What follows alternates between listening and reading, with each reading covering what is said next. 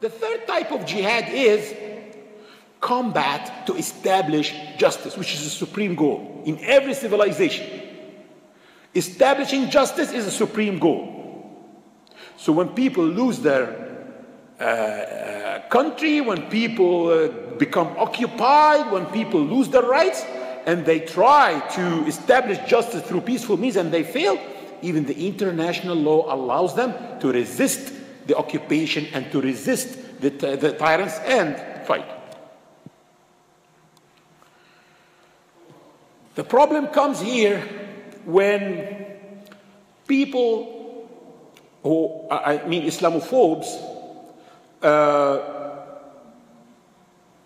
use the cut and paste game against us by cutting few words and presenting them as if those are, this is what the Quran says. Like for example, they say, you see, the Muslims are crazy people and their book tells them crazy things. One of them is combat in the cause of Allah instead of having love in the cause of Allah like us.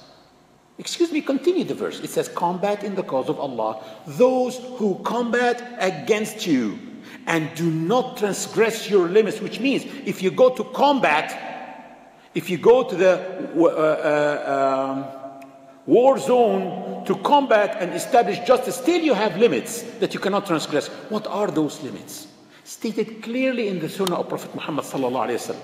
So the combat orders, if Muslims are allowed to go to combat, these are the combat orders. The first thing is never kill innocent people. Never kill innocent people. There are 90 main rulings in Sharia. One of them is a very famous ruling that says, لا يقاتل إلا المقاتل. No one can be fought except a combatant. Which means that what happened on 9/11, on 7/7 cannot be justified in Islam. What happened in Hiroshima and Nagasaki cannot be justified in Islam too. Bombing 67 cities in Germany during World War II cannot be justified in Islam too. Bombing London cannot be justified in Islam too. Innocent civilians are innocent civilians.